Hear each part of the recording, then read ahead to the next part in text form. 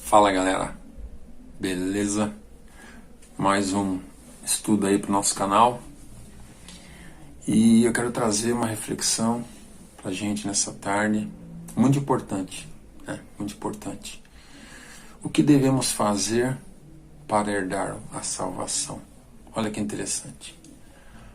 A gente até pode, de repente, você achar que é uma contradição, né? Porque a Bíblia diz que pela graça sois salvos. Isso não vem de vós, é dom de Deus. Não vem das obras para que ninguém se glorie. Mas, quando eu digo que nós devemos fazer para alcançar a salvação, não é uma obra para lá, no grande dia, diante de Deus, nós queremos nos justificar, apontar as obras que nós fizemos, né?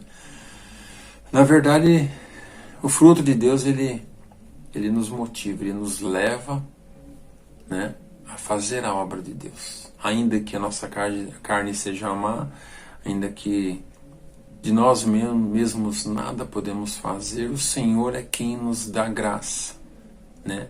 Ele disse, sem mim nada podeis fazer. Então o Senhor coloca o amor dele em nossos corações para nós amarmos, né, para ajudarmos e para fazer a sua obra. Então eu quero chamar a sua atenção. É claro que é um assunto muito extenso, mas eu quero apontar aqui 3 tópicos, né, que com certeza se nós seguirmos, nós conseguiremos, né, alcançar a graça de ser salvos pelo Senhor. O primeiro tópico que eu quero abordar aqui é a nossa posição na igreja. A Bíblia diz, cada um fique naquilo em que foi chamado. Olha que interessante. E talvez a gente possa pensar, mas isso não tem nada a ver, né? O que tem isso a ver com a minha salvação? Só que quando a Bíblia diz cada um fica naquilo que foi chamado, interessante que no texto ele compara o corpo dele, o corpo de Cristo, né?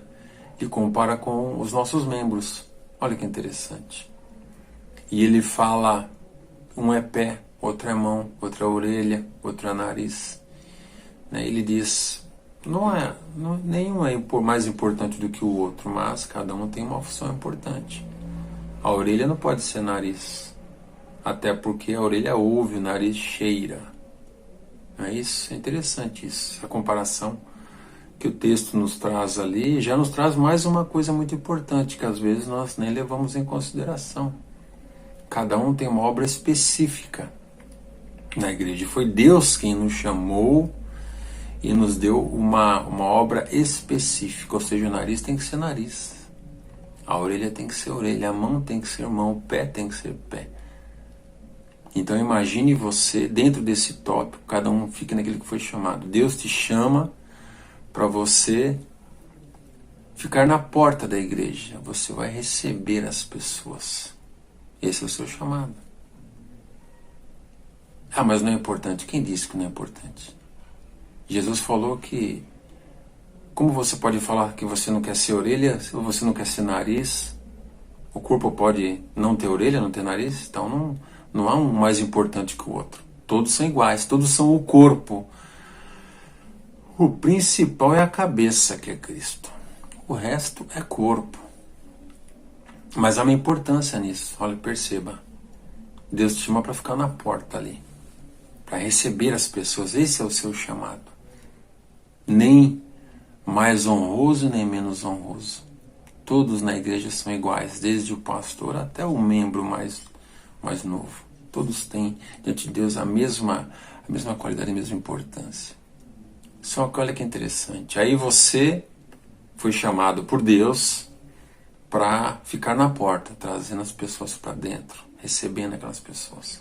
Mas você é uma pessoa que fala bem, você faz o curso de diaconato, você faz o curso de teologia básica, né? Você é uma pessoa carismática, e de repente o dirigente fala, poxa, esse irmão vai ser pastor, porque eu acho que ele é uma pessoa que tem todas as qualidades.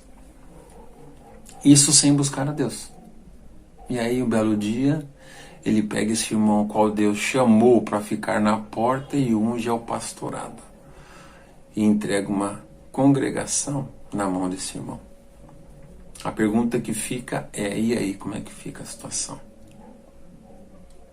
Foi Deus quem chamou, a Bíblia diz, e determinou a obra em nossas vidas.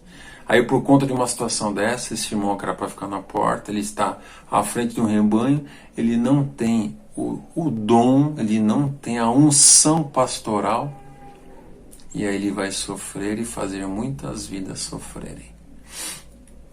Então, o primeiro tópico para nós alcançarmos nossa salvação é estarmos na posição correta, aceitamos o Senhor como nosso Salvador, confessamos diariamente, vamos buscar ao Senhor.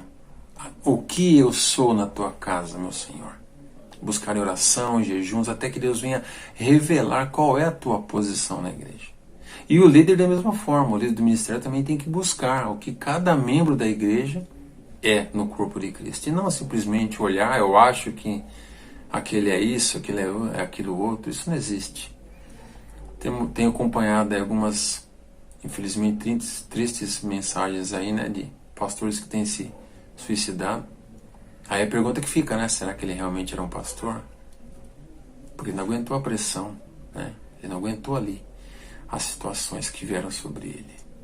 E essa é uma pergunta importante. Será que ele estava na posição correta? Fora isso, podemos perder nossa salvação, sim.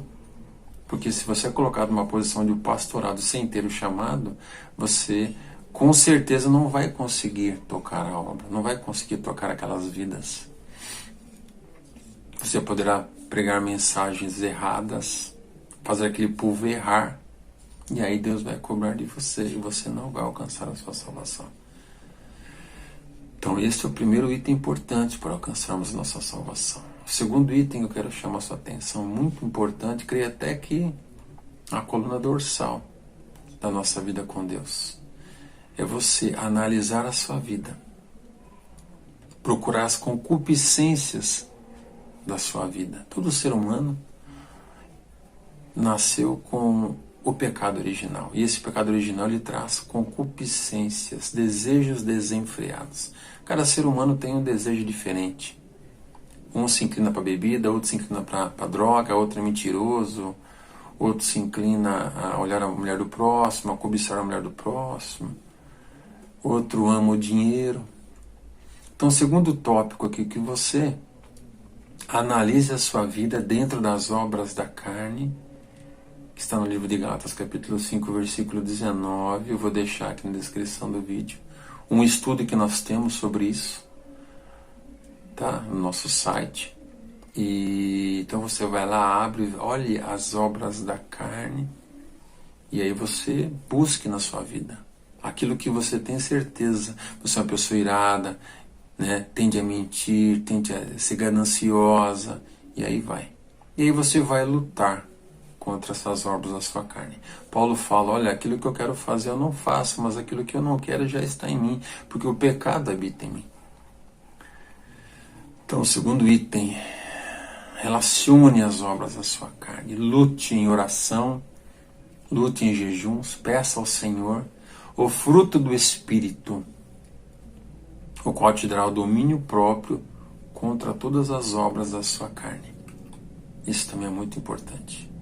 E o terceiro item, para a gente fechar aqui, como eu falei, são vários assuntos, mas se você conseguir fechar esses 3 itens, com certeza a salvação está em suas mãos, pela graça do Senhor e não pelas suas obras. O terceiro item muito importante, que você se coloque na presença de Deus realmente e deixe Ele cumprir a sua vontade na sua vida. Muitas vezes nós dizemos que aceitamos o Senhor, mas na verdade nós não entregamos nossa vida ao Senhor. Continuamos com nossos planos, nossas metas, nossos sonhos, sem perguntar, Senhor, é isso? Senhor, esse plano que eu tenho é do Senhor? É a sua vontade?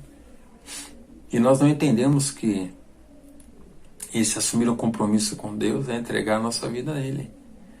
Ou seja, os nossos planos não são mais tão importantes. De repente, nossos sonhos, aquilo que nós almejamos, não é tão importante. O importante é fazer a obra de Deus. E às vezes, olha que interessante para você entender, às vezes a nossa vida se resume, a nossa vida inteira.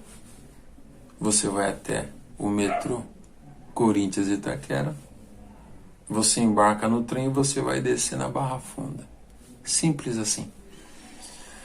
Mas quando você aceita o Senhor, você vai chegar na estação Corinthians Itaquera e até a Barra Funda você vai descer em mais 20 estações, porque existem 20 pessoas às quais você tem que evangelizar, a qual você tem que falar, trazer uma palavra de conforto, um entendimento.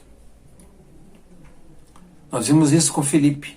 Filipe, Deus traslada Filipe e ele está em uma estrada, está passando um eunuco numa carroça, lendo ali o texto de Isaías 53, e aí Filipe pergunta para ele: você está entendendo o que você está lendo? Ele fala: como eu posso entender se não há quem me explique? Filipe sobe aquela carroça e explica, e aí o eunuco no final fala: eu posso ser batizado naquela poça de água ali? Ele fala: claro que pode. Aí Filipe batiza o eunuco e Deus novamente o translada. Ou seja, a Bíblia não mostra mais dali para frente o que aconteceu com o eunuco. Mas não foi por acaso que Deus levou Filipe ali. Com certeza, Deus fez uma obra maravilhosa através da vida daquele eunuco. E assim é a nossa vida. Às vezes nossos planos humanos, eles não vão coincidir com os planos de Deus. E aí nós vamos sofrer, nós vamos lutar contra Deus. Às vezes Deus quer que você saia de São Paulo e vá para Minas, porque é lá que Deus vai usar a sua vida para poder ganhar almas, mas você não, você quer ficar em São Paulo. Você quer ir para o Rio de Janeiro, porque você tem proposta de emprego lá, você tem vários sonhos lá, e não é isso que Deus quer. Aí é onde o ser humano começa a entrar em conflito com Deus e a sua vida não sai do lugar. Então aceitar ao Senhor em nossas vidas não é simplesmente abrir a boca e falar, é pôr em prática, é orar: Senhor, aonde o Senhor quer me levar? Senhor, o que o Senhor quer que eu faça? Podemos fazer as orações e apresentarmos nossos sonhos, sim, nossos planos, sim, nossas metas, sim. Porém, no final das orações, Senhor, esse é o desejo humano do meu coração. E na verdade não sei se realmente é o que é bom para mim. Todavia seja feita a sua vontade, não a minha. E aceitarmos a vontade de Deus. Isso é importante. Porque sem isso nós não alcançaremos a salvação do Senhor. Isso no final não nos desviarmos ainda. Porque nós queremos fazer uma coisa e Deus quer que nós façamos outra coisa. Para que a gente possa entender esses 3 tópicos. Muito, muito importante em nossas vidas. Entendeu? Que você busque quem você é na igreja. Qual é a sua posição? Independente de ser o irmão que vai ficar na porta, o pastor, o irmão que serve a mesa. Isso não é importante. O importante é que você está no local e na posição que Deus te chamou. Segundo lugar, lute contra as concupiscências da sua carne. Lute. Paulo tinha um espinho na carne, não sabemos qual era. E Deus disse: a minha graça te basta. Então, nós vamos pedir graça para lutar contra essas obras da nossa carne, que certamente nos farão perder a salvação.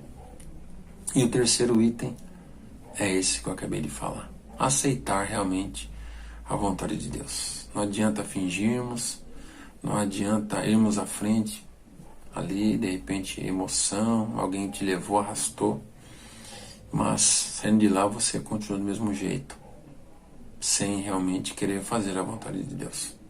Amém? Que a gente possa refletir sobre isso e tomar uma posição com Deus. Aí eu tenho certeza que, mesmo sendo pela graça que nós somos salvos e não pelas obras, nós alcançaremos a misericórdia de Deus fazendo esses três tópicos que eu falei para você. Tá bom? Deixe seu comentário aí no nosso vídeo. Nós iremos responder. Visite nosso site, familiaclemente.com.br. Lá tem esse estudo e muito mais. Tenho certeza que irá edificar a sua vida. Beleza? Valeu. Até o próximo. Fui.